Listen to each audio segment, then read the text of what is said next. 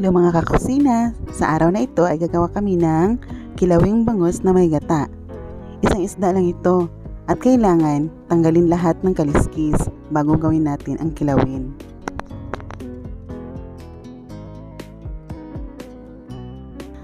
At sa puntong ito, kailangan natin ihiwalay ang laman ng isda sa kanyang buto.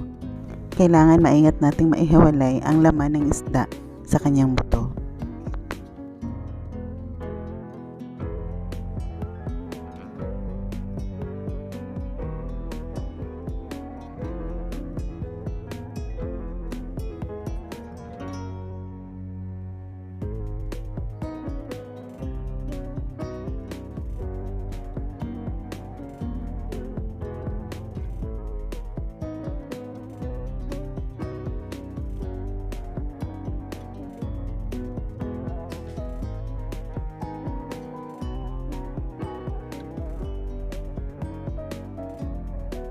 Makikita natin dito na may laman pa ang ulo at buto ng bangus.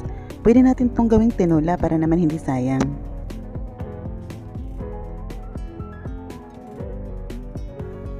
At eto na. Ready na para sa ating kilawin. Kailangan hugasan ng mabuti.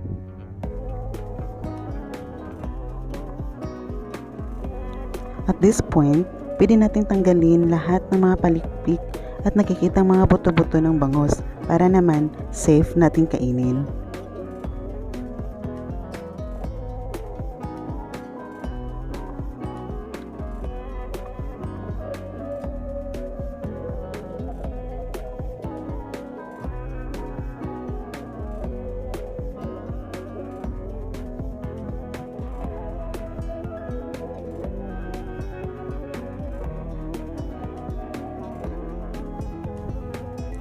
Yung kulay na itim, yun yung portion ng bangus na may taba. So, kailangan natin itong tanggalin.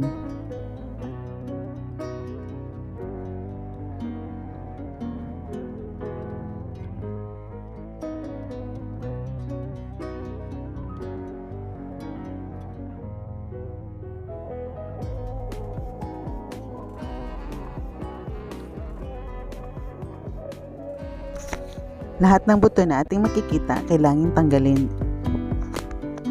Pero sabi nila na yung maliliit na buto ay pwede siyang mawala or matutunaw lang sa suka. So, yun lang makikita natin mga buto-buto yung kukunin natin.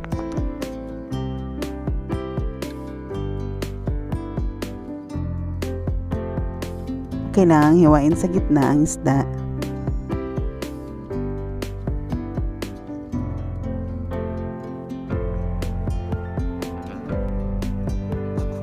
Ngayon, kailangan natin ihiwalay ang laman ng isda sa kanyang balat. Makikita natin dito na talagang fresh yung isda na ginagamit natin kasi hindi siya nasisira.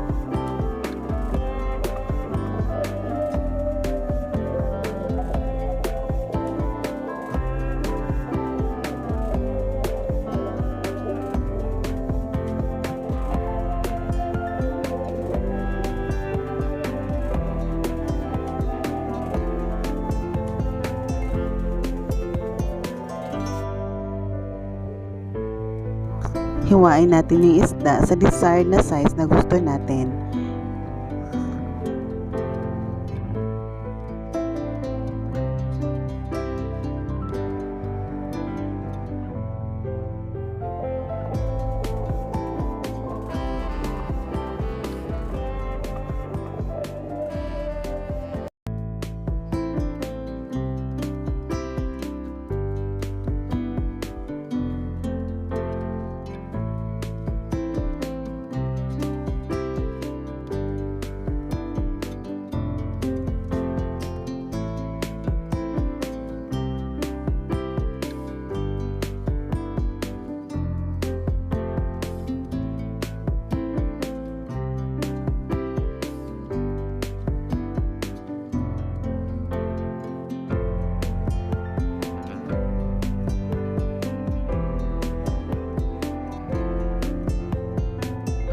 Pagkatapos hiwain ang isda, kailangan hugasan ng mabuti.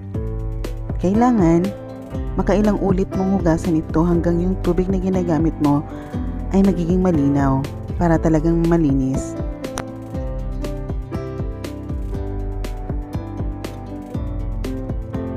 Ihanda natin ang kinayod na buko. Isang buko lang ito. At yung kinayod na buko, lagyan natin ng siguro mga 1/4 or kaunting suka lang para magkaroon ng juice yung buko natin. Pigain ng mabuti ang kinayod na buko na may suka para ma-extract natin yung lahat ng katas ng buko.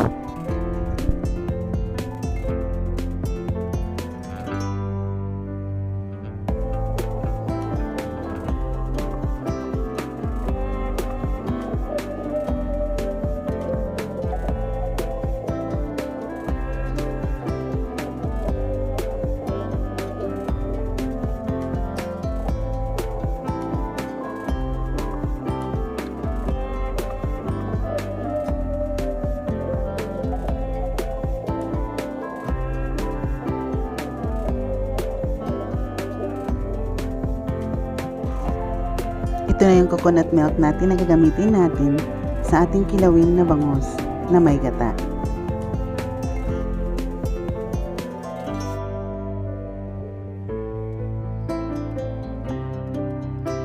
Magpakulo tayo ng tubig para lagyan natin ng seaweed or guso sa Bisaya. Habang hinihintay natin kumulo yung tubig para sa ating guso, maghiwa tayo ng tamatis. Siguro mga 4 na tamatis ang gagamitin natin dito. Ang paghiwa at size ng tamatis ay nagdidepende po sa inyo. Pero sa amin, cube size po ang paghiwa namin.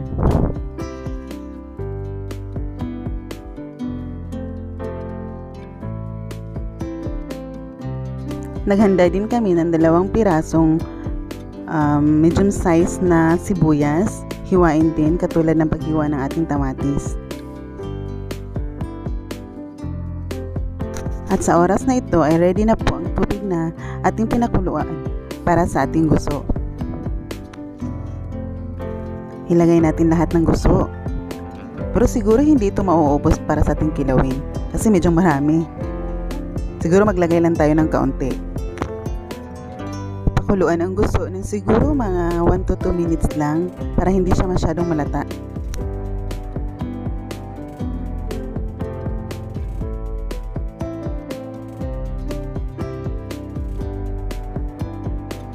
At sa puntong ito, parang okay na ang guso natin. So, kailangan kunin na natin ang guso at ilagay sa strainer.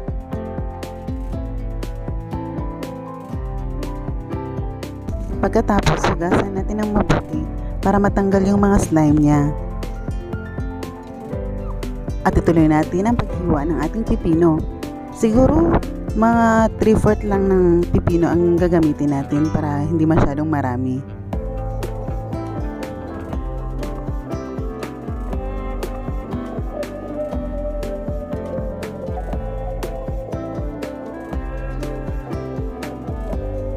Ihanda din natin yung ating luya or ginger.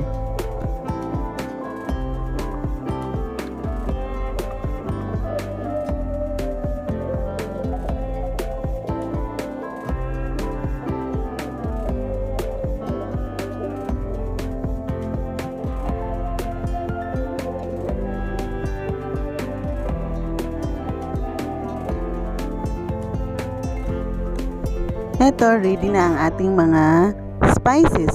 May luya na, may sibuyas, may pipino, may tamatis. At eto, sa puntong ito, hinuhugasan natin ng suka yung isda natin. Ang purpose ito ay para matanggal yung langsa.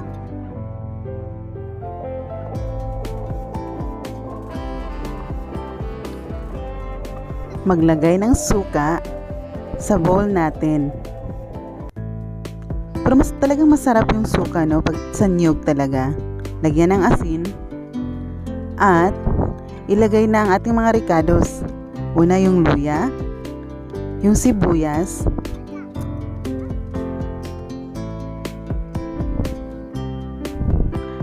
at i-mix natin ng mabuti.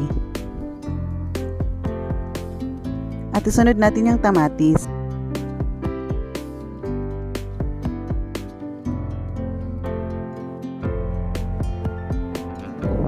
Tikman natin kung anong lasa. Pero kung kulang pa yung lasa, pwede tayong maglagay ng asin.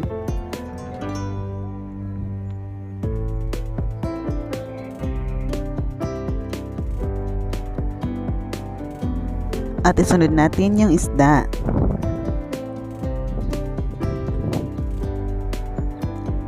I-mix natin mabuti para suhot talaga yung yung lasa ng suka at saka yung asin.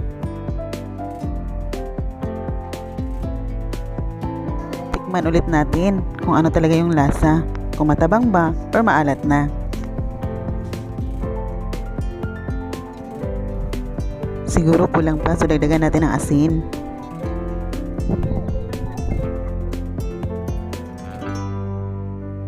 At sa puntong ito, ilagay natin yung gata ng niyog. Wow! Excited na ako. Sobrang sarap siguro nito.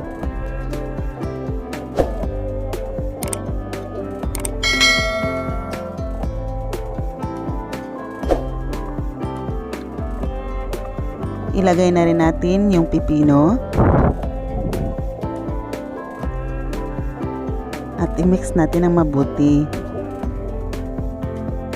Ang pagkasunod-sunod ng paglagay namin, version lang po namin ito. Depende na po sa inyo kung ano yung iuna ninyo, kung ano yung isusunod ninyo. Pero sa amin, ganito lang. Wala pong reason or something. Ilagay na rin natin ang ating gusto. Kaunti lang yung ilalagay natin kasi medyo marami na yung ating mga ricados. At eto na mga kakusina, ready na ang ating kilawing bangos na may gata at may gusto pa. Sobrang sarap tingnan. Tingnan nyo. Excited na akong kumain ito.